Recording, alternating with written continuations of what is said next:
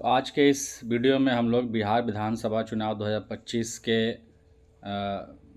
इस वीडियो में हम लोग बात करेंगे वोटर टर्नआउट रिपोर्ट के बारे में। वोटर टर्नआउट रिपोर्ट के बारे में, या इसका दूसरा नाम जो होता है वो होता है आपका PS05। इसके बारे में हम लोग बात करेंगे। तो चलिए इसको हम लोग जानते हैं किस तरह से भरा जाएगा। देखा जाए तो पहला आपका कॉलम नंबर ए में यहाँ पर पूछ रहा है आपका parliamentary constituency number and name. तो हमने यहाँ पर एक वो लगाया है, आप यहाँ पर पहले नंबर लिख दीजिए, फिर उसके बाद आप यहाँ पर पार्लियामेंट्री नेम लिख दीजिए, यानी कि संसदीय क्षेत्र का नाम लिख दीजिए। ठीक, कॉलम नंबर बी में आपको यहाँ पर स्टेट पूछ रहा है, वहाँ पर आप स्टेट का नाम लिख दीजिए। अगला जो है कि आपको इसमें सी नंबर में पूछा जा रहा है असेंबली सेगमेंट का नंबर एंड नेम। तो पहले असेंबली का आप वहाँ पर विधानसभा का नाम लिख दीजिए, नंबर लिख दीजिए, फिर उसके बाद यहाँ पर विधानसभा का नाम लिख दीजिए। उसके बाद एक नंबर में डेट पूछा जा रहा है, डेट ऑफ पोल, तो आप वहाँ डेट डाल दीजिए।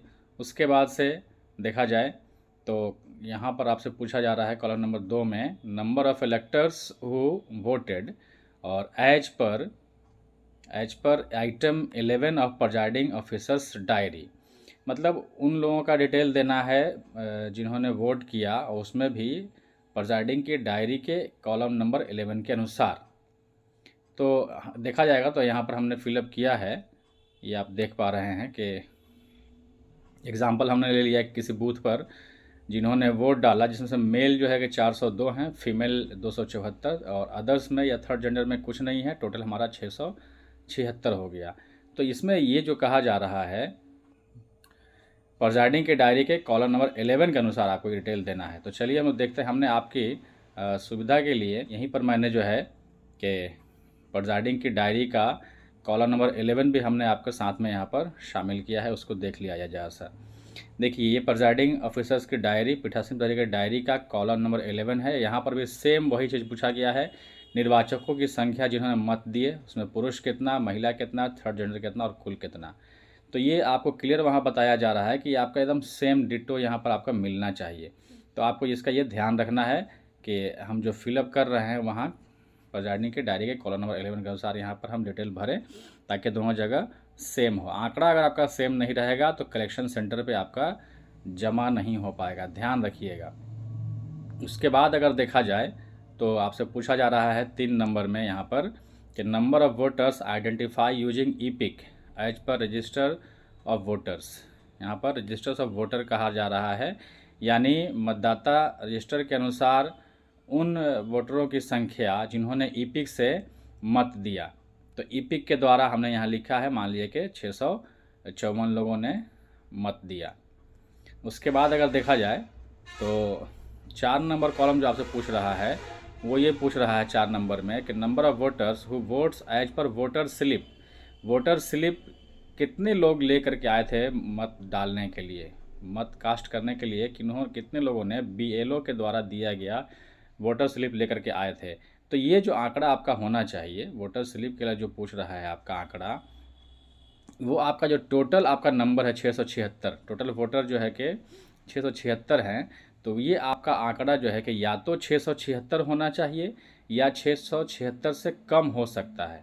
यानी टोटल 100% लोगों ने या तो लेकर के आया वोटर स्लिप BLO के द्वारा दिया गया, या हो सकता है कुछ लोग लेकर के नहीं आए। जैसा कि हमने एक एग्जांपल लिया है कि 676 टोटल वोट पड़े हैं, 676 में से 668 लोग जो है कि वोटर स्लिप BLO के द्वारा दिया गया वोटर स्लिप लेकर के आए थे। तो ये आपको ध्यान रखना है, इस तरह से ये आपको फिलअप करना है। उसके बाद देखा जाए अगला आपका जो 5 नंबर पूछ रहा है वो ये पूछ रहा है कि number of voters who voters as per other document, कितने लोगों ने ईपिक के अलावा दूसरे डॉक्यूमेंट से वोट कास्ट किया था। तो आपको यहाँ पर ये चीज़ ध्यान रखना है कि टोटल वोटर जिन्होंने वोट दिया वो 676 है, उसमें से 654 लोगों ने ईपिक लेकर के आया, तो बाकी कितना बचे, वही तो आपको जो है कि अदर डॉक्यूमेंट लेकर के आए होंगे। ये 22 लोग, 654 और 22 जोड़िएगा तो 676 हो जाएगा। ये आपका टोटल आंकड़ा ये हो जाएगा। उसके बाद अगर देखा जाए तो पूछ रहा है कि 6 नंबर में, अगर हम यहाँ बात करें 6 नंबर कॉलम में, कि नंबर ऑफ टेंडर वोट्स, तो टेंडर वोट आप लोग जान रहे हैं, टेंडर वोट क्या होता है। जो आया तो देखा किसी दूसरे ने उसका वोट कास्ट किया है, तो फिर उसके बाद में उसको बैलेट पेपर दिया जाता है और उससे जो है कि वो अपना मत कास्ट करता है। तो हमने यहाँ पर एक फिलअप किया है कि मान लिया कि ऐसा भी मामला हुआ था। तो इस तरह से आपको PS05 फिलअप करना है, कोई परेशानी की बात नहीं है। लेकिन हाँ, ये है कि इसको सही से भरेंगे आप, और आंकड़ा जहाँ कहीं भी देंगे आंकड़ा हर जगह सेम होना चाहिए। जैसे इसमें आपको कहा गया कि ये आपको डिटेल जो भरना है मेल फीमेल का प्रिजाइडिंग ऑफिसर के डायरी के कॉलम नंबर 11 के अनुसार भरना है। इसलिए हमने आपको दोनों ही फॉर्म यहाँ साथ में रखा है ताकि आप उसको देख सकें और उसको आंकड़ा आप मिला सकें। ये आपके हेल्प के लिए हमने प्रिजाइडिंग ऑफिसर की डायरी का कॉलम नंबर 11 भी यहाँ पर रखा है।